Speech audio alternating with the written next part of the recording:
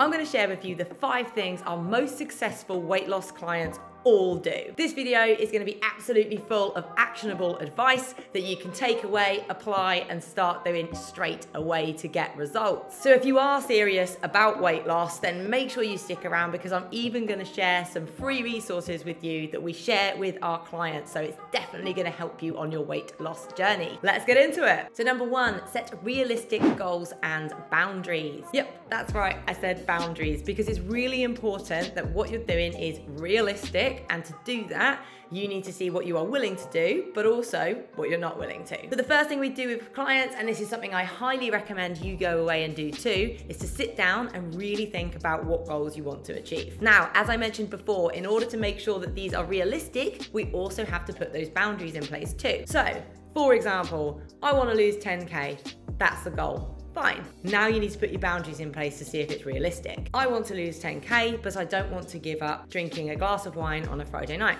Or I want to lose 5K, but I don't want to give up family pizza night. Or I want to lose fat and build muscle, but I don't want to spend hours and hours and hours doing cardio in the gym. So now we have our boundaries, we know what we're working around, and we know whether or not those goals are realistic or not. With our clients, I would also add in another layer of why they want to achieve the goal. So I'd have, I want to lose 10K because I want to fit in all the nice clothes that are in the back of my wardrobe and I don't feel confident wearing anymore, but I'm not willing to give up wine to achieve that, but I am willing to put the hard work in the gym. So if you want to take action and do that now, and you want to pause this video, jot them down and carry on, absolutely no problem with that. It's making sure they are realistic for what can be achievable. Number 2, they all ditch the all or nothing mentality. Now this one is super, super important. It's where so many people who are starting a fitness journey come unstuck. An example of an all or nothing mindset might be deciding that you're wanting to lose weight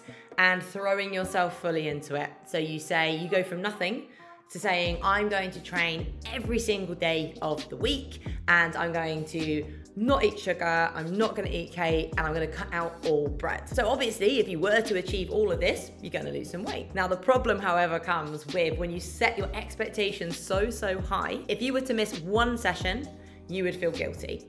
You would feel rubbish, and you might even go, oh, do you know what? What's the point? I can't do it. I'll just start again next week. And in the interim, between now and next week, you do whatever because you give up. And it's why so many people set themselves up for failure. Same with food.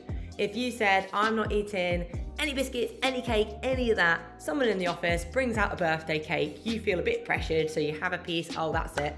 Might as well have the extra biscuits, might as well go out for dinner tonight. I've blown my diet, I've ruined it, I'll start again next week. And even worse than that, feeling like you can't do something. So you feel down on yourself and you're like, this is why nothing ever works, it's me, I'm the problem. But that's not the case. So what our clients all focus on is getting rid of that all or nothing mindset. This brings me back to point number 1 about setting realistic goals. So instead of setting that expectation up that you are going to train 5 days a week, coming from having done no sessions a week, a more sensible approach would be to say, I'm going to train 3 times, or even I'm going to do 2 definite sessions, and maybe if I get time, I'm going to do 3. Now the difference from the first scenario and the second one, if you did 3 sessions in the first one, you'd feel rubbish.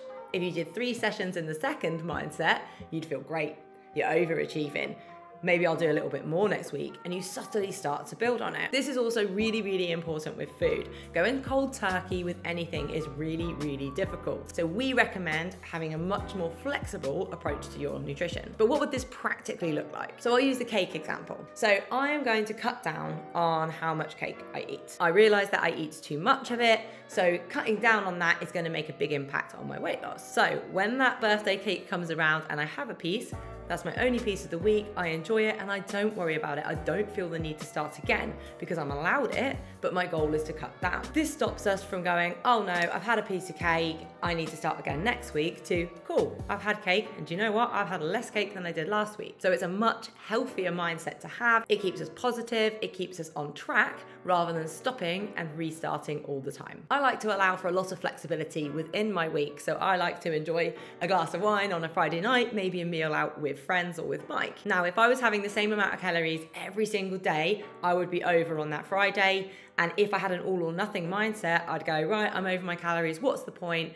And so by going over on Friday, I might then go over Saturday, over Sunday, and then start again by being really overly restrictive on Monday. So instead of that, what we do with our clients is we have a flexible approach. We look at the total calories over a week that you can have and still lose weight. Now, these calories within reason can be broken up how you like. So you could have exactly the same calories every day to create your deficit, or you could have 2 days which are slightly higher, and all you do is you calculate for that and you go slightly under for the other 5 days to make sure those 2 still put you in a deficit. Or what some people do is they have one big evening where they have way more calories and then they just adjust that over the other 6 days. But this is controlled. We know what we're having and we can still lose weight with it. This isn't saying I'm gonna be really strict all week and then one day I'm gonna go wild because I've been so good. Because actually, even in that one day, you can get yourself out of a deficit over the entire week if you overdo it and you're not mindful of how many calories are going in. Now, it's free resource time. So we found that the biggest barrier for people with food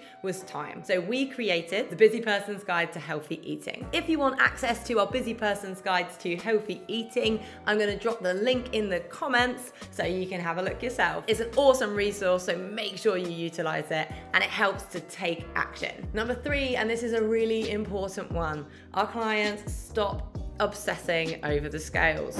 Yeah, but Kat, I want to lose weight. Of course I have to look at the scales. No. Trust me on this one. All of our successful clients have started off thinking that scales was the only measure of success, but by the end of the program, yes, they've lost weight, but that's not the thing they are mainly focused on. Our body weight can fluctuate.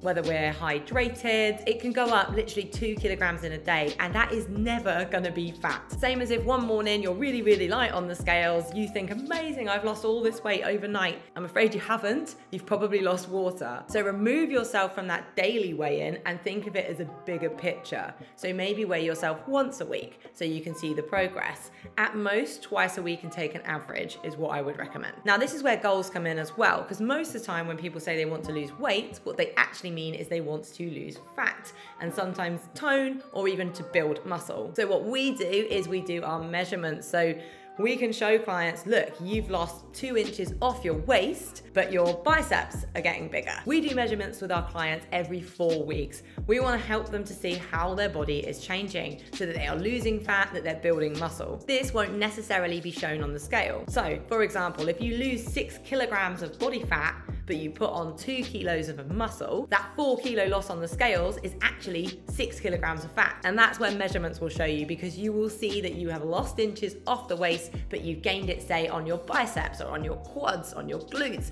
all things like that. So a really important part. So make sure if you're not already that you add measurements into your progress. Another major one which people don't think about is it's easy to make good decisions when you're feeling good, and it's hard when you're tired, when you're run down and you don't make good decisions. So another area of progress that we look at is how's your energy, how's your sleep, all things like that, because they all have an impact on our decision making and our ability to stick to something. So if you take anything from this video, you're going to set your realistic goals with your boundaries, you're going to address the all or nothing mindset, and you're going to stop obsessing over the scales. As part of your goals, you can add measures like this in. So you could say, I would like to lose 2 inches off my waist. I would like to wake up and not feel tired all the time. I'd like to get better sleep. All things like this, which are other areas of measurable progress. Number 4, and this is when you know it's going to start to be very long term, finding solutions to challenges. Now this is really key. Weight loss and life is never perfect. It has ups and downs, has challenges, has things we don't expect. And it's how we react to those moments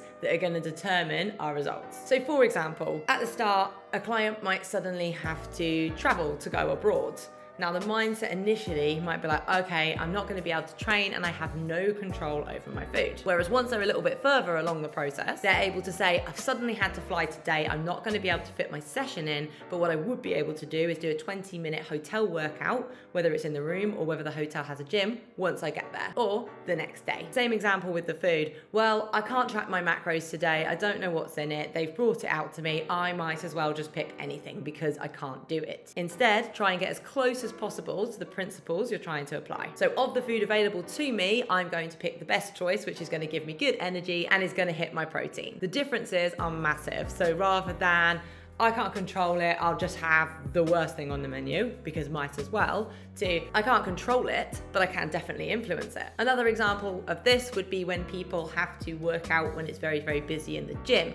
Instead of going, I couldn't get on that piece of equipment, or I couldn't get that particular weight, so I didn't do it, it would be, I swapped this for this, or I changed the order round, I use a lighter weight, but I did more reps. So any problems that are coming up, instead of letting them affect us, we're going, no, okay, how can I get a solution to this? And this is gonna set you up for long-term success, because quite often we will get sudden changes in our schedules or in our circumstances, in childcare, all of these different things that can regularly come up in life. If we're able to handle them and problem solve, it's gonna make things so much easier to stay on track. And number 5, they take action consistently. So whatever you do, don't just watch this video and go, that was interesting, cool, and carry on about your day. I want you at the end of this video to take action. So get out a notepad, get your laptop out, get those goals written in whilst thinking of the boundaries. With those goals in mind, think about the ways that you're going to measure your progress that are outside of just the scales. And then I want you to take even more action.